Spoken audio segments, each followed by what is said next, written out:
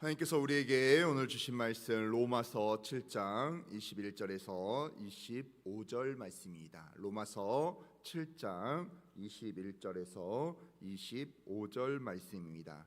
제가 가진 성경 신학성경 249페이지에 있습니다.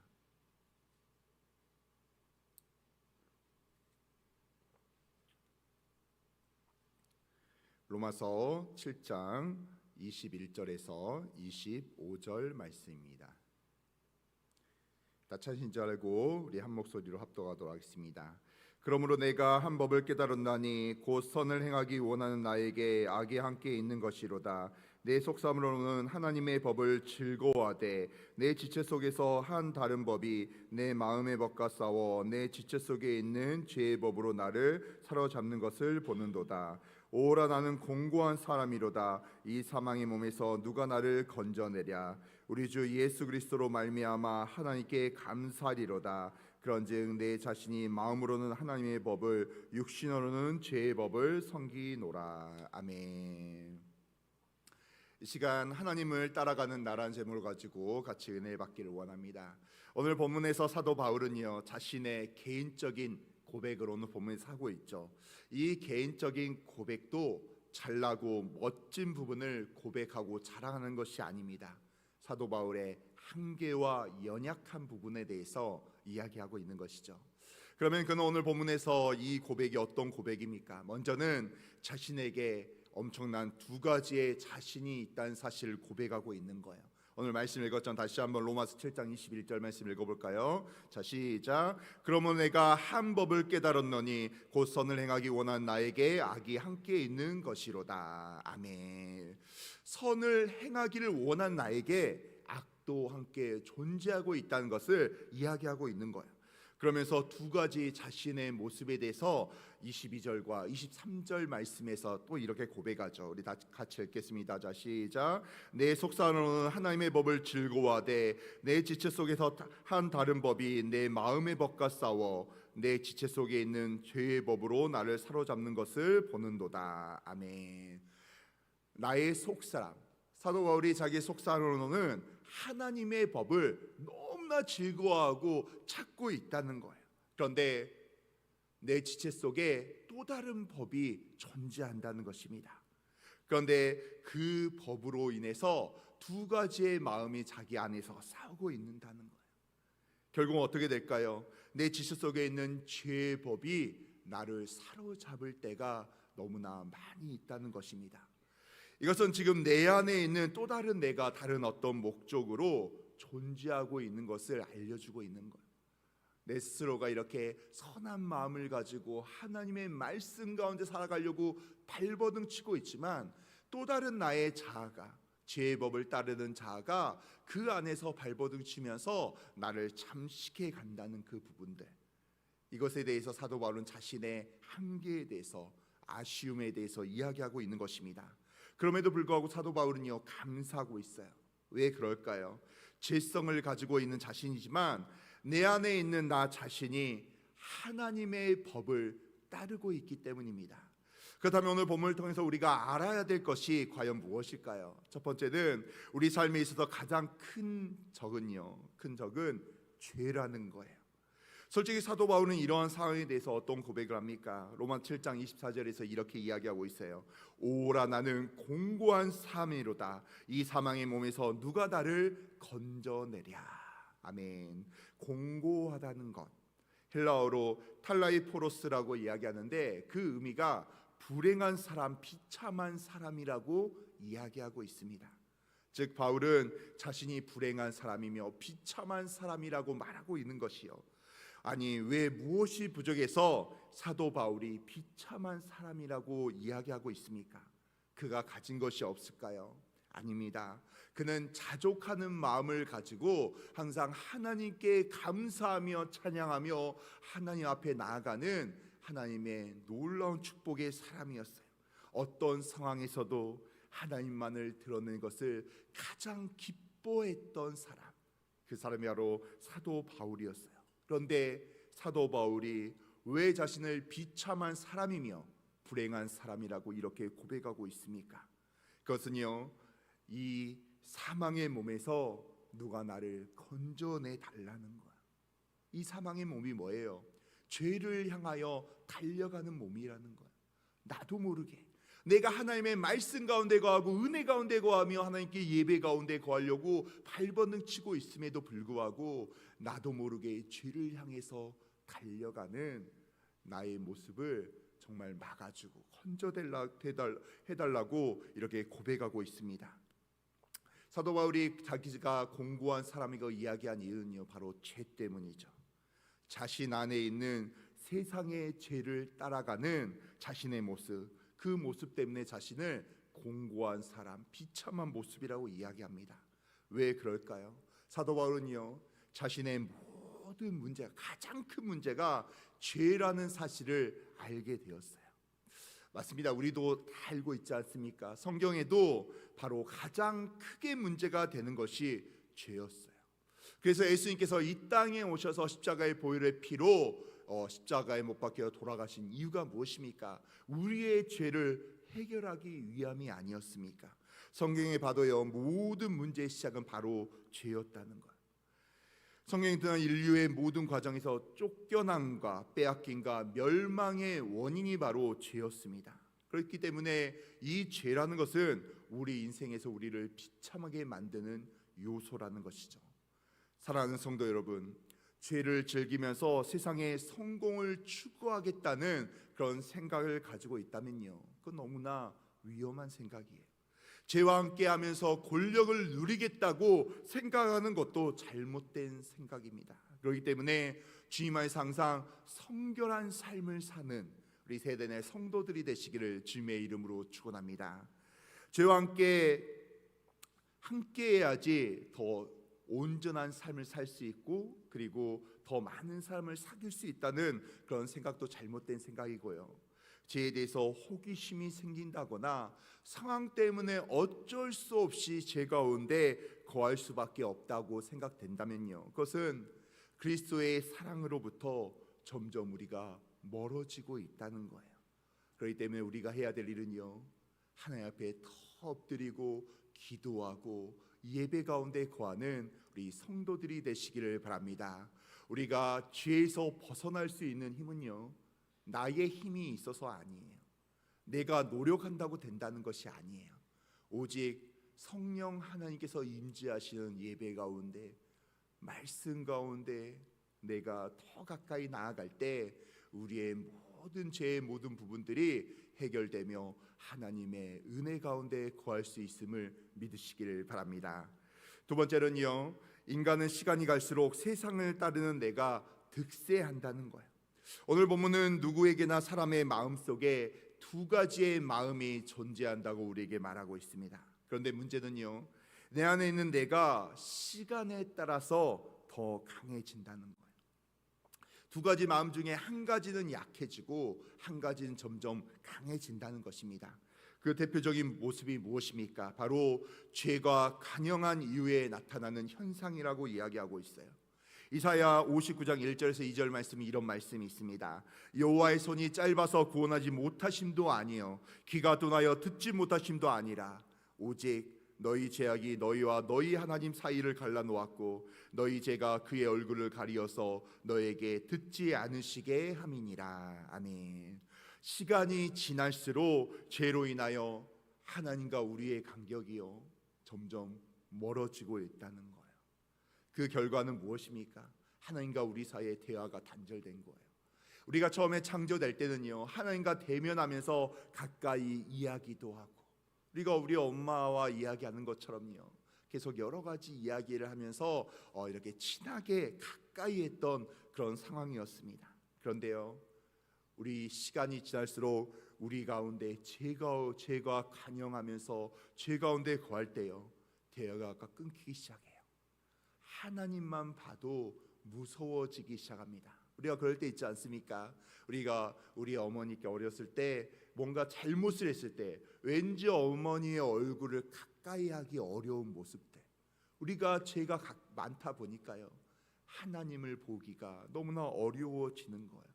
그래서 하나님께서는 인간에게 하나님의 뜻을 전하기 위해서 선지자를 세웠습니다.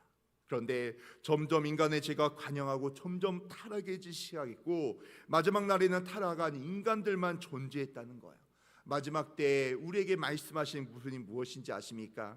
마태복음 24장 12절 보면요, 우리에게 이렇게 말합니다. 불법이 성함으로 많은 사람의 살아기 식으니라. 이렇게 이야기하고 있어요. 불법이 성하다는 것은 내 안에 세상의 법을 따르는 내가 점점 강해지고 있다는 것.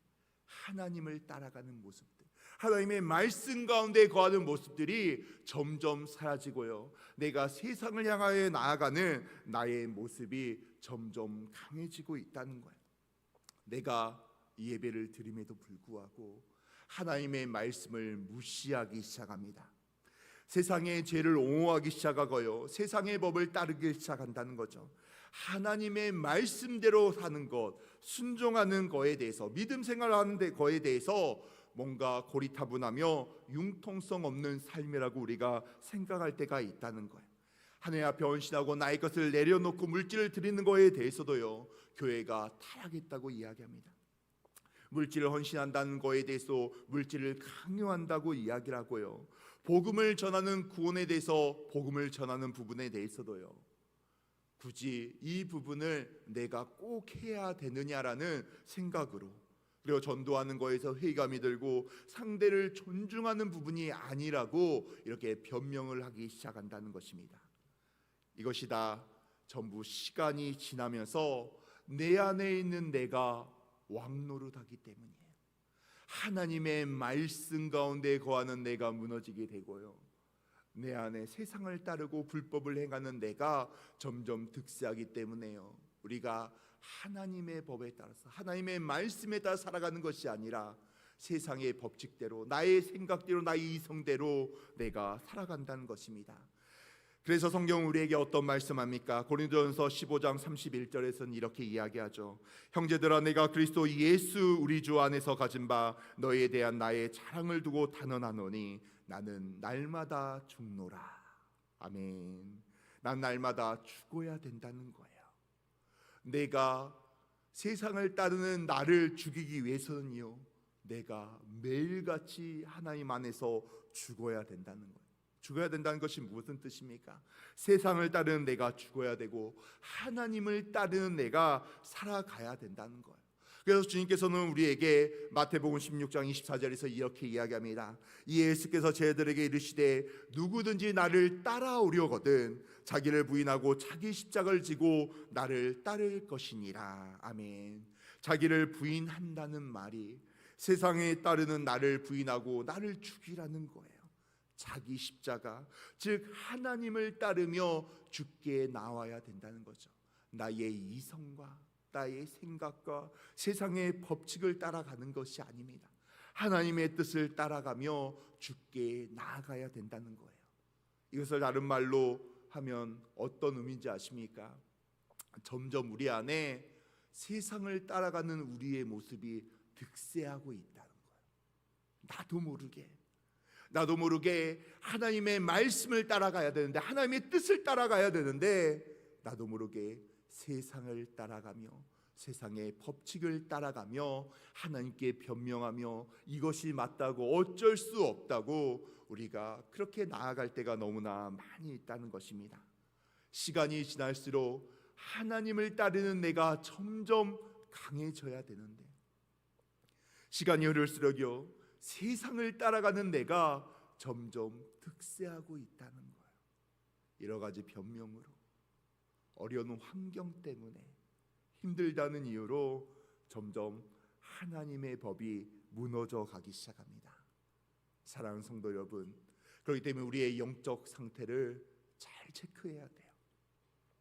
우리가 주의 전에 나와서 예배를 드리고 있다 할지라도 성령 하나님 앞에 내가 더 가까이 엎드려야 되고요, 하나님 앞에 나를 불쌍히 여겨달라고, 내가 더 하나님의 말씀을 붙들고 하나님을 따라가는 삶을 살게 해달라고 하나님께 간절히 기도해야 되는 것입니다. 그래야지 내가 살아갈 수 있어요. 내 영이 살아갈 수 있는 거예요. 내가 그저 교회에 와서 예배를 드리고 사명을 감당한다고 내 영이 살아가는 것이 아닙니다. 내가 예배 가운데 성령 하나님의 놀라운 축복의 은혜 가운데 거하고 내가 말씀에 사로잡히며 그 말씀이 나의 중심이 되어야 돼요. 그렇기 때문에 우리 사랑하는 성도 여러분은 항상 예배 중심으로, 말씀 중심으로, 하나님 중심으로 살아가는 세대 내 성도들이 되시길 바랍니다. 나의 생각은 내려놓고 주님의 말씀이 나를 움직이게 하시길 바랍니다. 주의 말씀이 나의 판단의 기준이 되고 내가 은혜의 자리에 더 가까이 거하시기를 바랍니다. 왜냐하면 내가 할 수 있는 부분이 없기 때문이에요. 하나님의 은혜로, 성령님의 강력한 임재로 내가 오직 하나님을 따라가는 삶을 살아가야 되기 때문입니다. 우리가 이제 얼마 남지 않았죠. 이제 11월도 이제 이틀이 남고요. 이제 마지막 12월이 남았습니다. 하나님 앞에 우리가 이렇게 기도하면 좋을 것 같아요. 하나님, 올해 내가 살아가면서 어려움도 겪었고 무너짐도 겪었고 연약함도 겪었습니다. 그러나 마지막 12월 오직 하나님의 은혜 가운데 거하며 내가 오직 하나님의 축복 가운데 하나님을 따라가는 삶을 살아가는 제가 될 수 있도록 주여 축복하여 주시옵소서. 하나님의 말씀이 나를 움직이게 하여 주시옵고 하나님의 축복의 사람으로 살아갈 수 있도록 마지막 12월을 주여 축복하여 주시옵소서. 이렇게 믿음으로 고백할 때 하나님의 놀라운 축복과 은혜가 우리 성도들에게 임할 줄로 믿습니다. 이 시간 기도하겠습니다.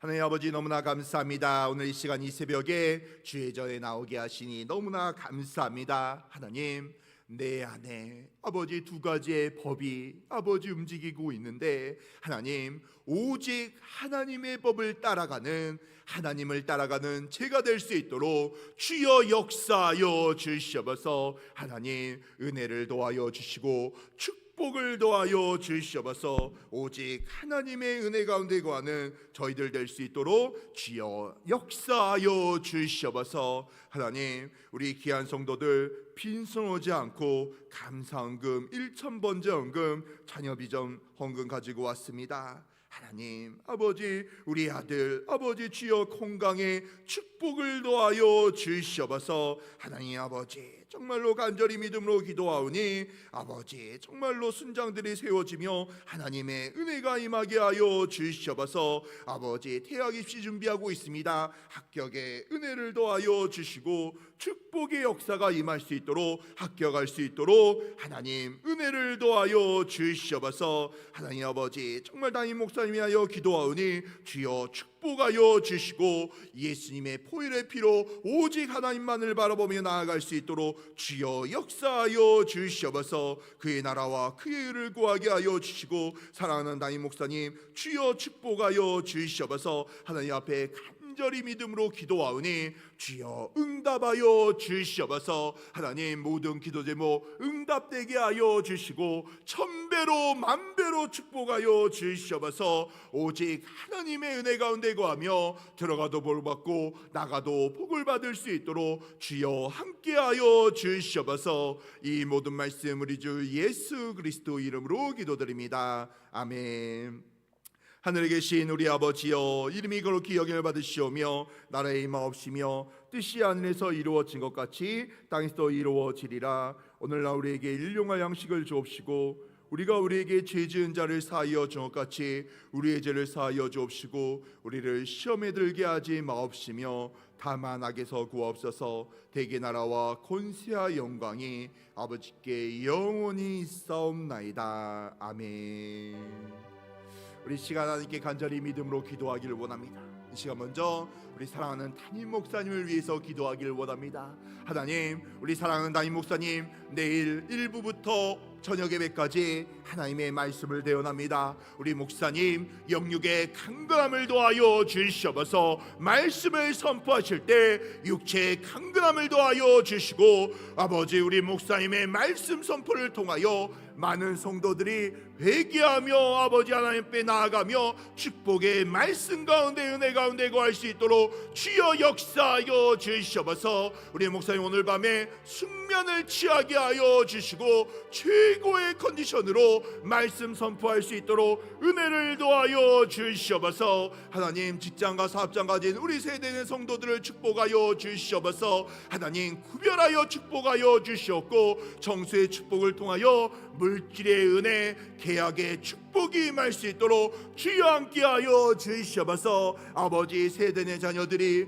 아버지 수능을 보고 면접을 보며 아버지 실기를 보고 있습니다. 하나님, 귀한 자녀들 합격으로 은혜를 더하여 주시옵소서. 대학에 입학하게 하시고 하나님께 영광 돌리는 세대의 자녀들 되게 하여 주시옵소서. 하나님, 우리의 문제를 가지고 이 시간 나옵니다. 아버지, 간절히 믿음으로 기도할 때 주여 응답하여 주시옵소서. 하늘에서 불면 땅에서 풀린다고 하였사오니 하나님, 은혜의 바람이 불게 하여 주시고 아버지의 응답의 축복이 임할 수 있도록 주여 함께하여 주시옵소서. 이 시간 주여 외치고 간절히 기도하길 원합니다.